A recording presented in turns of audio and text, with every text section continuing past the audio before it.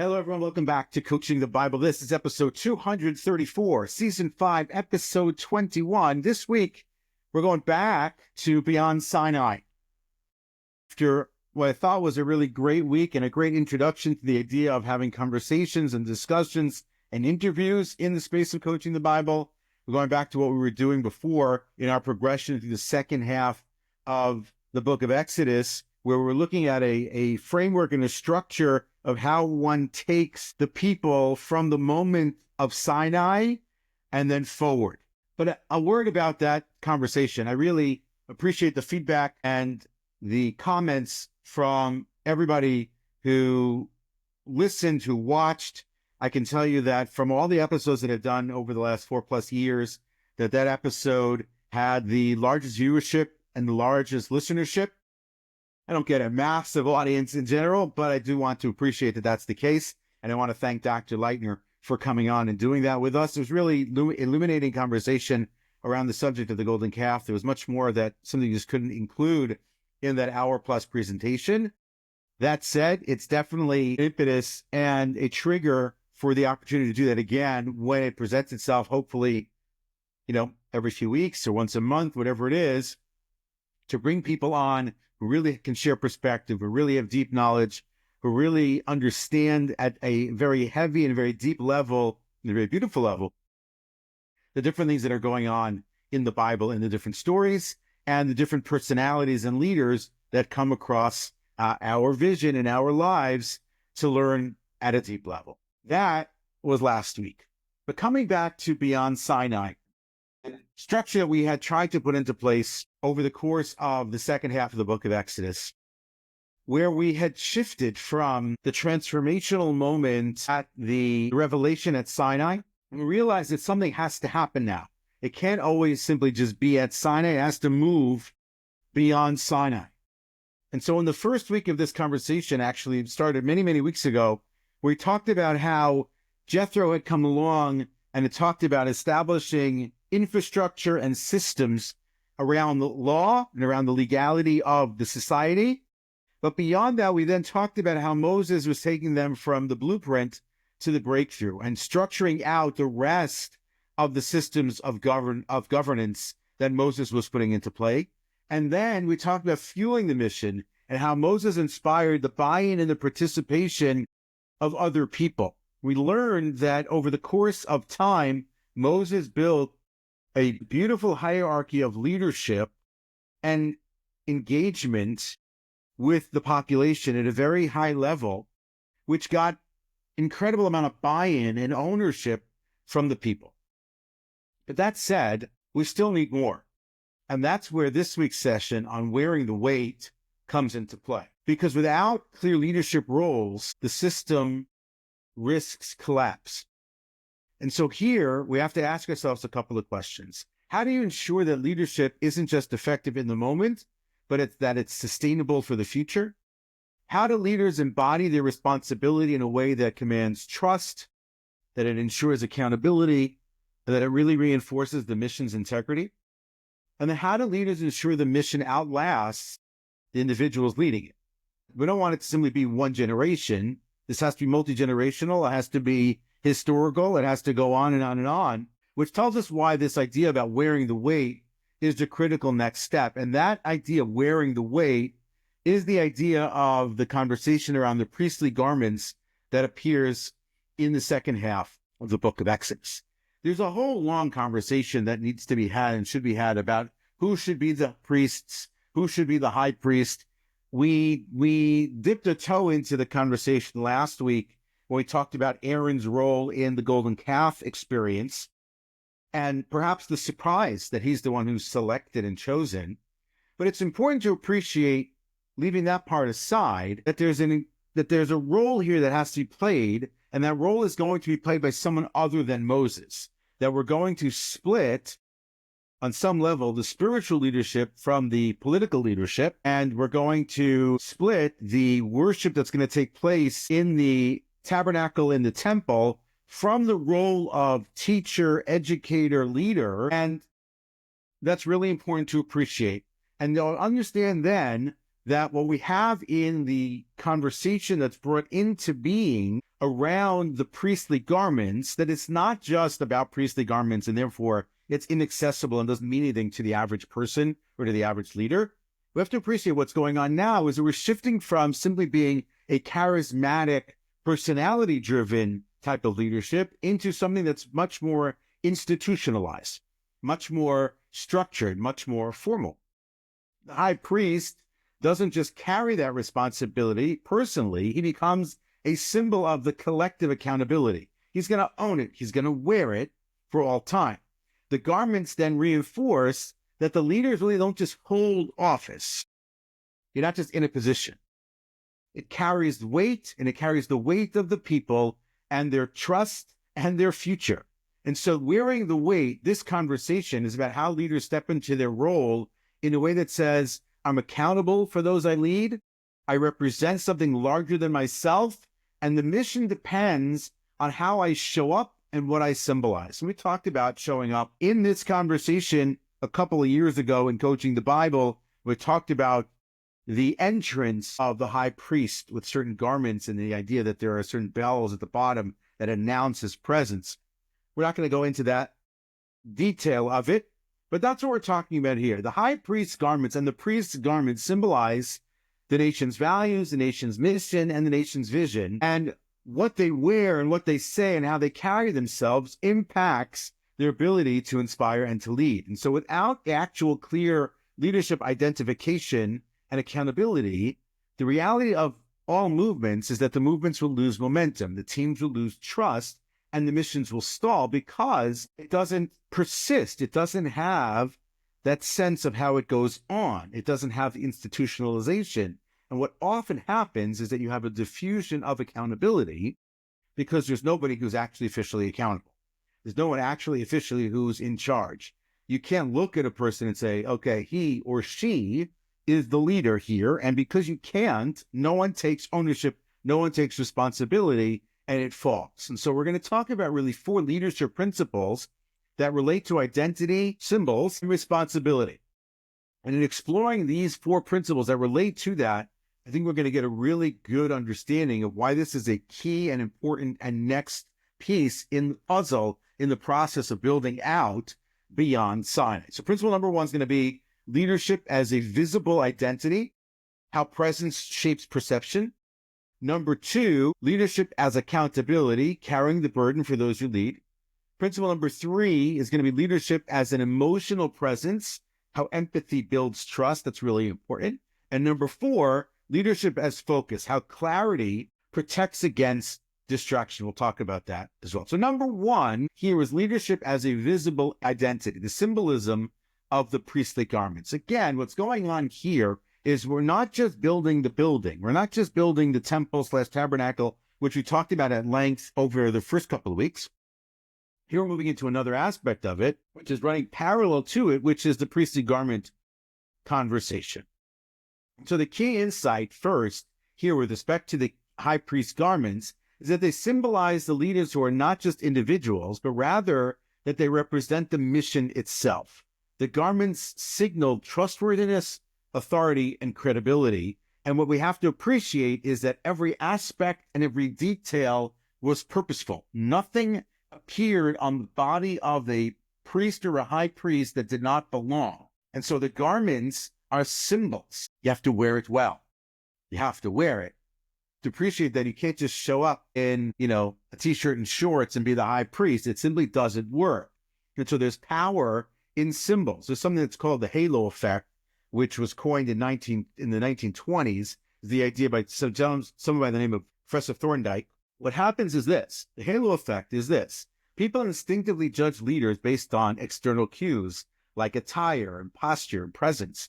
And leaders who present themselves with a certain level of confidence and clarity and intentional presence are perceived, whether they are or they aren't, leave that for a moment, but they're perceived as more competent even before they speak. They're announcing something about themselves even before they actually say anything whatsoever. Think about how much harder it is for a person to garner and gain that level of trust and believability and confidence from an audience if they show up,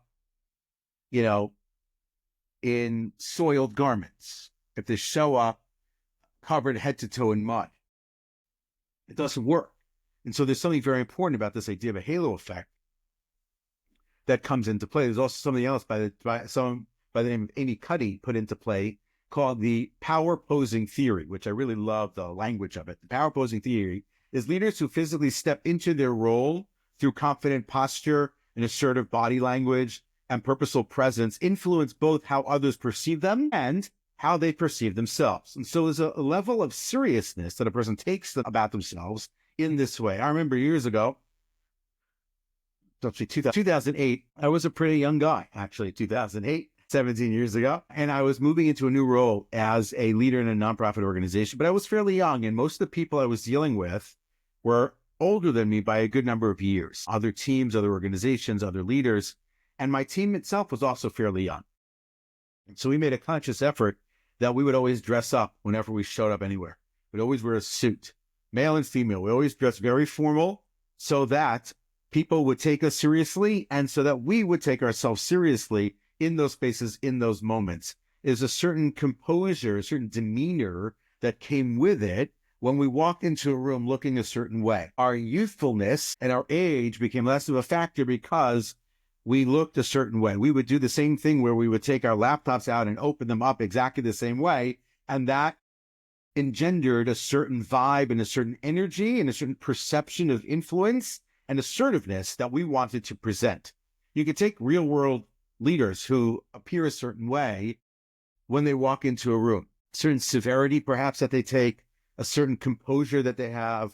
They talk about Howard Schultz, we may mention again later on, Howard Schultz, who's I think now again, the former CEO of Starbucks, that he would dress up in a crisp white shirt and a tie whenever he went to visit the Starbucks locations, because he wanted people to appreciate that he took it seriously and that it was a premium coffee experience, and they should take it the same way. A couple of years ago, when I was working at Cosmets at the company, I used to run the annual planning meetings. And one year, when I came to the annual planning meeting, I came wearing a tie. Never wore a tie. It wasn't a formal environment like that, but I wore a tie to the annual planning meeting, at least the first day of it, because I wanted to share and show a certain level of severity and seriousness that was needed to have in the conversation that was taking place that day. There's also a story about Mark Zuckerberg that is 1 year in the company, I forget how many years ago it was, is there, how important the purpose and mission was in that space. And so that's the leader, as it were, as it relates to the high priest. You can imagine seeing the high priest walk into the room. You can imagine seeing the regular priest upon your entry into the tabernacle, to the temple, whatever it is your faith, when you walk into a place of worship, you see the person who represents the faith there, dressed in a certain garb, looking a certain way. It imparts a certain sense, hopefully, calm and composure, but also solemnity and seriousness and spirituality that you're trying to get across. So here's the action step for you as the leader. Number one, do what I would call a presence audit. Ask yourself, what does my presence communicate, whatever room I walk into, before I even open up my mouth? This is hard to do because you're self-evaluating, and that's always hard to do. But if you're willing and able to take a very honest look at yourself, can you do that? It's always a big issue, just as an example from the modern day.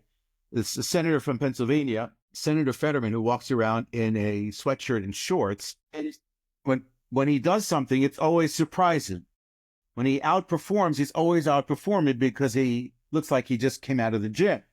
That's not to deny or to diminish how he comports himself and how he holds himself, and certainly as it relates to me personally, how he views and how he stands on the subject of Israel. He happens to be in Israel, I think, this week. But I wonder out loud about how it might be different if he perhaps aligned his appearance with his mission. I don't know. I wonder about that. So you can do the same thing. Does my visual identity, how I show up, match the message that I'm trying to make? It could be. It could be that it's not. That's number one. So first thing here is the symbolism around it, is the idea here of leadership as a visible identity, the symbolism of the priestly garment. Number two, after that, is the idea of accountability as it relates to the manner in which I show up and how I wear the weight. And so it was the case that the high priest would wear the names of the tribes on his shoulders. He literally carried the names of the tribes on his shoulders, which is a reminder that the leadership that he held is about serving others, and it's not about personal status. It's a really important and really crucial, vital understanding of what the role is. The role of the leader, we've talked a lot about servant leadership, isn't that it's accrues greatness to the leader because of who the leader is.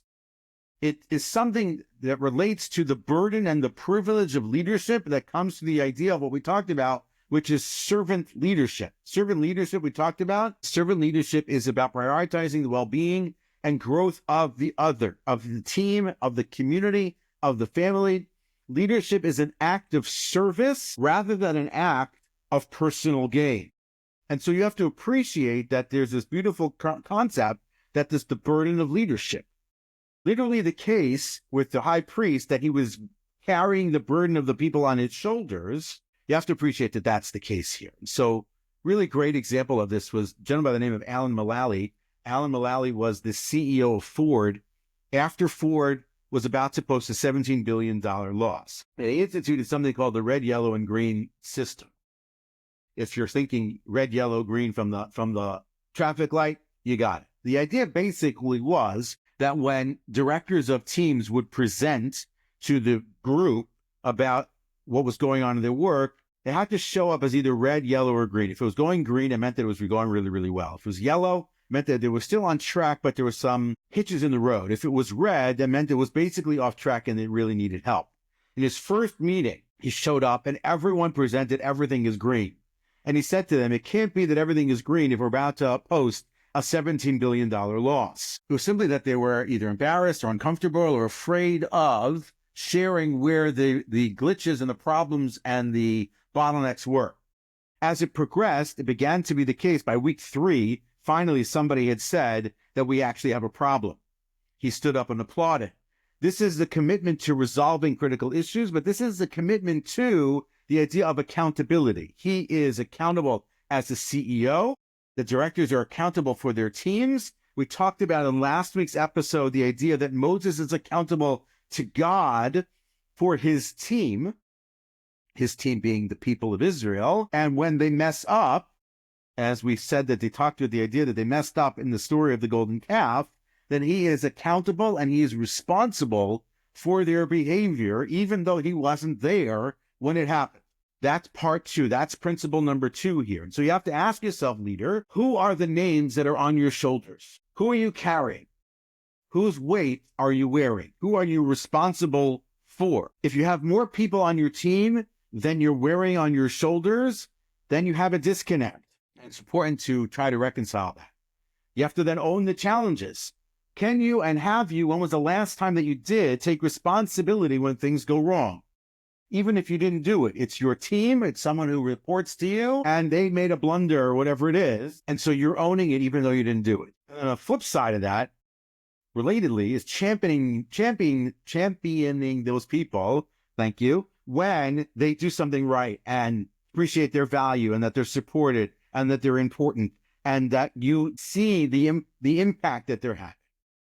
So that's number 2.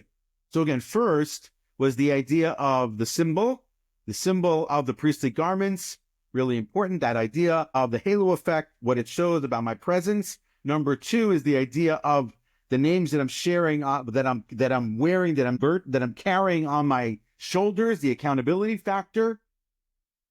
And number 3, moving into the next one, is the idea of the emotional presence. This is the idea of the empathy role that comes into the leadership space. And it's represented here in the garment that the high priest would wear on his chest, the breastplate that he would wear on his chest, in Hebrew called the Choshen Mishpat. The breastplate symbolized that the high priest carried the people's struggles, their needs, and their aspirations on his heart. This was not just symbolic. It conveyed that the leader must hold the emotional pulse of the people close, and that his or her decisions must be made both with wisdom and, importantly, Empathy. Empathy I talk about a lot because I don't think I'm particularly good at the empathy thing, but it's something that I work on all the time. It's really crucial that the leader lead with empathy, and that it's not just X's and O's, zeros and ones, and now we have to move the next piece. That there's a human element here, there's an emotional element here, and the team needs to feel that the leader has that and senses it, and the leader needs to portray and to show that that's actually true. And when there's what's called an empathy gap, you have a real problem. The empathy gap is that there's space between where the leader actually is on the empathy chart and where the team actually is on the empathy chart, and that the leader has to constantly be monitoring where that is and trying to fill that gap to make sure that they're actively engaged, they're actively on top of the emotional landscape and the emotional space of the people that they are responsible for. That's both in the spoken way and in the unspoken way. So things that are actually being said out loud and the things that people are feeling that aren't being said out loud. You can imagine a team during the first periods of a recession or a pandemic, and the things that people aren't saying out loud about how they're feeling, what they're going through. The leader has to be able to pick up those pieces and appreciate it and lead with empathy in those spaces. But that's this idea here of sensing it as an emotional presence in leadership. Can you do that? Are you doing that? Is that something that's going on? So I mentioned before Howard Schultz. I'll mention him again. Howard Schultz also had what was called a partnership approach at Starbucks. By consistently referring to employees as partners, Schultz created a culture where the staff felt personally invested in the customer experience, reinforcing that what he was trying to build was not just a business, but a relationship-driven community, right? That is in the space of the emotional side of the work. You want to get the buy-in. We talked last time about buy-in. You get buy-in by talking about the people and talking to the people in a way in which they feel like it's people first, it's culture first. It's not about just bottom line. It's about human beings. It's appreciating those things. When you view these people as your partners, it's a different experience altogether. Remember also, there was a synagogue that I dealt with many years ago that didn't have members. They only had partners, meaning that when a person signed up to join the synagogue, they joined as a partner, not as a member. And I asked the leadership why that was. And they said, yes, it's just simply a difference in terminology, but the impact was great because we treat things differently when we're partners than we do when we're simply just members. I'm a partner, I'm a partial owner of every molecule, every seat, every wall, every piece of the institution. And so I take it more seriously and I appreciate it differently than if I'm quote unquote just a member. And I will take the emotional toll of my partners at a much higher level and to a much greater degree than I would if, quote unquote, they're just members. So we have to create the right spaces. We have to validate people's contributions. We have to cultivate a certain level of support and safety and openness and tone that is without fear, without blame, so that everyone senses that they belong to the emotional pulse of this team. Ask yourself that question. Do I understand the emotional pulse of this team? Am I fostering and engendering and creating a space that is emotionally connective throughout my team? Those are hard questions to ask, but they're important. And the last one, I know I'm going very long today. Thank you. Appreciate you for staying with me here into minute 26. The last one here, principle number 4, is leadership as focus. So if we talked about the breastplate before, let's talk about the gold plate, what's called the tzitz in Hebrew. That was a golden plate that was worn by the high priest on his forehead and was engraved with the words, "Holy to the Lord." Because it was positioned exactly where it was positioned on the forehead, it is effectively the seat of consciousness for the high priest.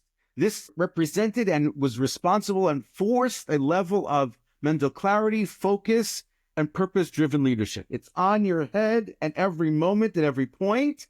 It's to be remembered. It's to be thought about. It's to help focus and to drive in a certain direction. It helps to maintain a certain level of discipline and a certain level of focus for the leader and everybody else. And it's really crucial that the leader is able to build that into the system for everybody else. So if I'm wearing it on my forehead or I'm wearing it on my sleeve or whatever it is, I'm bringing it to everybody else. Can I create that environment where focus and intentionality is there for everyone on the team? There's this thing called the one thing theory, put out there by a gentleman by the name of Gary Keller. And Keller's research demonstrates that the most effective leaders achieve success by ruthlessly prioritizing the most impactful tasks. Ask yourself, what is the one thing I can do today that will make everything else easier or even unnecessary going into the future? Have everyone on the team focus on the one thing. What's the one thing that we're talking about today, that we're working on today, that we're focusing on today? Is it marketing? Is it audience? Is it messaging? Is it numbers? Is it planning? Whatever it's going to be that fosters and pushes a high level of focus. When you do that, you get much further. So the great example of that was Steve Jobs. When Steve Jobs returned to Apple, he reduced what Apple was working on to 10 things, 10 core products in the first year. And by focusing Apple's energy on fewer projects, Jobs amplified what the innovation and the transformation that was possible in the company, and then it showed. And so there's a relentless focus on a very small number of very important things that helps to create and engender the success that you're looking for. Spread that over a nation, and you create an incredible level of depth and focus, intentionality, and ultimately success. And so ask yourself as the leader, what's the one action that will deliver the greatest impact today? And then ask yourself that question tomorrow. And if you're looking at planning, you can ask yourself, what's the one thing that we can really relentlessly focus on for the next quarter that's really going to push us forward as much as possible? And am I focused on it? And am I distracted by less important things? And is the team aligned and congruent and focused on our highest ideals and our highest goals and our highest success? And if not, why not? And what can I do about it? And so as a result of this, what you have is this very powerful structure that's put into place through the prism of the high priest. And this sacred responsibility that the high priest and the priestly community brings to the people. And so after having established the idea that we have a political structure in place through the prism of the court system and the tribal leaders, and that we have a physical space in the idea of a tabernacle temple, in Hebrew the term is the Mishkan, in the desert, and ultimately then the temple in Jerusalem.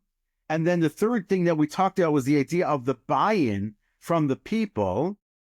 We're now talking about a heavy level of accountability, responsibility to the individual, to the location, to the team, to the community, to the mission that's out there.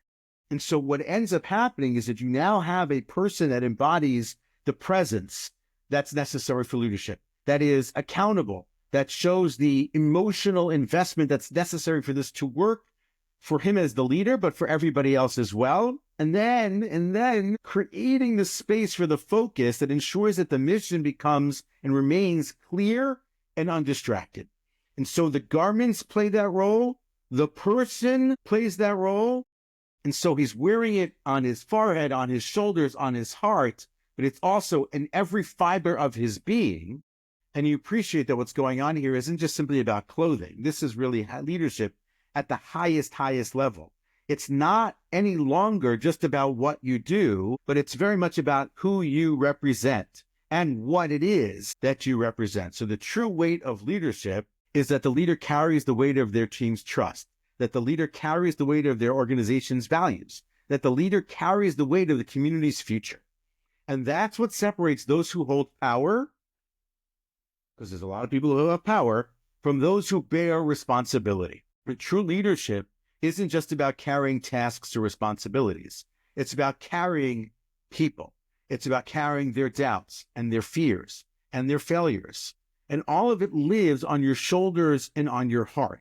But it's also carrying their dreams and their future and their optimism and their vision and their goals and their success and bringing all those things to bear.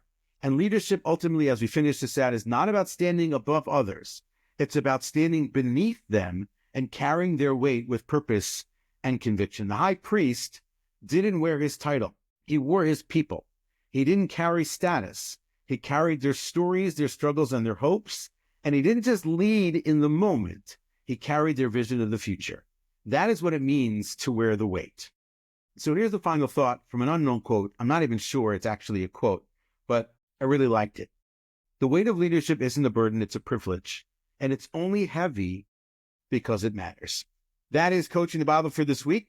As always, thank you so much for paying attention, staying with me, and being with me. If you have any comments, ideas, thoughts, guests, whatever it is that you want to bring it, I'm happy to hear it. I want to know about it. I want to learn about it. Thanks so much for listening. Have a wonderful, wonderful weekend. Look forward to seeing you next week.